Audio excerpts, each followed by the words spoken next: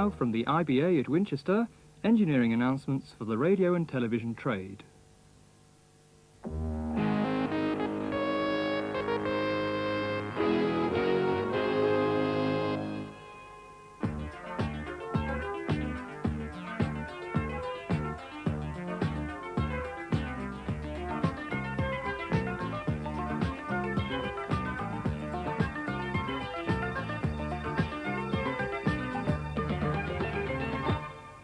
Hello again, and we're back after the break with the first engineering announcements of 1985.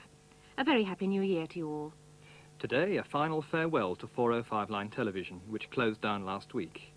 New Year honours for an IBA man with a head for heights, the first batch of this year's Channel 4 conversions at existing relays, and details of entirely new relays at Gethley Venderguide and Ockham Valley. And we start today with transmitter news. It's just about a year since both halves of the transmitting aerial at Durris failed in appalling weather conditions, 1,000 feet up on a very exposed site. Temporary arrangements were made to keep transmissions going, and a replacement aerial was commissioned.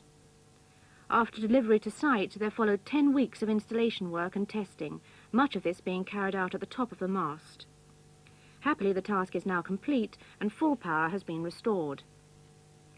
It was the aerial fitters who saved the day, working under Jim Loney, who for many years has worked in this type of difficult situation high above the ground. For his sustained efforts, Jim has been awarded the British Empire Medal in the New Year's Honours List. Last January, he and his team undoubtedly gave of their best, above and beyond the call of duty. To be good at this job, you've got to be physically fit, mentally deficient, and we are neither. Jim Loney there finding his sense of humour in pretty bad circumstances last January. But in the more recent past, last week saw the end of an era in television history, with the close down of the IBA and BBC networks of 405 line transmitters.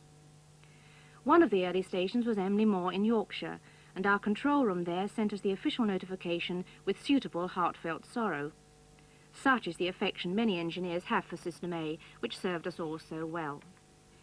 We've had many requests to show again our nostalgic look back at 405 line television. So from me, Janet Smythe, goodbye for now, and I'll hand over to Bruce Randall.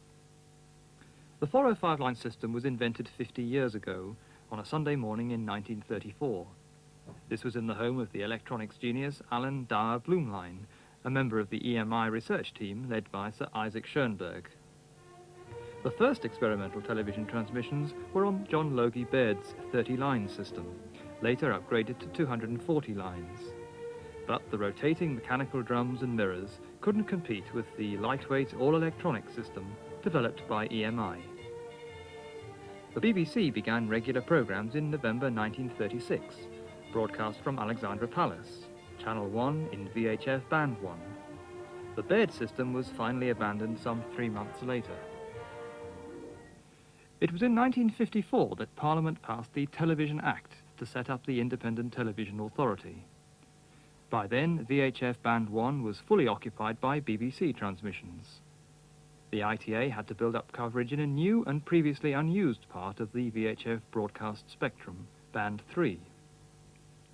In 1955, the BBC moved their transmitter to Crystal Palace in southeast London, and the ITA decided that their first station should be built nearby. At a site on West Norwood Hill in Croydon, the temporary station used a single laboratory prototype transmitter on Channel 9, the ERP initially 60 kilowatts from a 200-foot mast, sufficient to give good coverage over a wide area. After just 9 months of hectic preparation, regular test transmissions started on the 13th of September 1955. Programs began on the 22nd of September. 5 months later, the second ITV transmitter came on the air, Lichfield serving the Midlands. Much of the original equipment is still there, although the present mast and aerial were brought into service in 1961. At the transmitter, right from the start, Bill Arnold. What were the early days like? Well, we had quite a hectic run-up over the Christmas period. The staff were here from about the 1st of December, when there was no roof on this section of the building, where in fact we started life in the pantry. And then we helped Pi put the place together, and in a short 6-week period had the transmitters in and working all ready for just the one set of transmitters for opening day. there was quite a rush to get on the air. There was indeed. The building had not even been started until the previous June. Now this equipment dates from that time, does it not? It's in remarkably good condition, but it's being made obsolete. Are you going to be sorry to see it go? Oh, naturally. Although we have plenty of other work to do, and the maintenance load that this presents, we can well do without. It's getting very old, and an awful lot of the components now are unobtainable. The valves and so on. That's right. What's going to happen to this equipment? Well, this equipment, unfortunately, will be just carted out the door, I believe, and scrapped, because it has really no use for anybody else. We have been fortunate on some of the slightly later equipment of giving it away to hospitals and the like for further use. But at this age, the equipment really is not fit for much further use. Now, I wonder if you could tell me about some of the things that have happened at this transmitting site in the days you've been here. Problems with the weather, for example. Luckily, we are fairly close to the A5, so the worst we have to do is walk in from the bottom of the road. But of course, that was much more critical in the days when we switched it on every morning and off at night and had an evening shift here. These days, of course, television in general is fully automatic. But in those days, we used to have to walk in and obviously start off extra early if the weather was bad in order to switch on in time for the morning test card. I don't think we ever missed it. One Boxing Day morning, a main transformer blew up, and there was a wind that things weren't quite right, and one of the engineers actually walked 5 miles in across the fields in the snow. We've also had exciting times here of open days. We had about 4 of them in all, and the most successful, 10,000 people queued to walk through this very spot to see what we did, because there was magic in television, real magic in those days.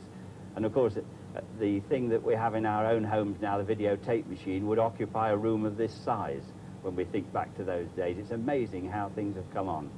Do you think it's sad that television isn't quite such a novelty these days, that people aren't perhaps as fascinated as they used to be? Naturally I do, because I still like theatre as a novelty against cinema, because of the discrete performance I think adds to it, and the fact that we switched it on every day. We seem to have a much greater personal interest in all that went on. Even though we had nothing to do with the programming, we felt a great affinity to those that did.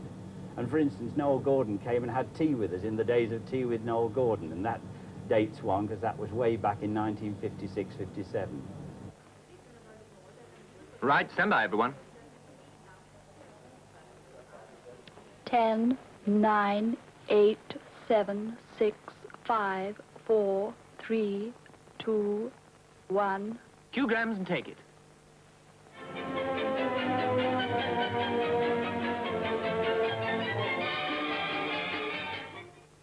Good evening. Here is the news from ITS.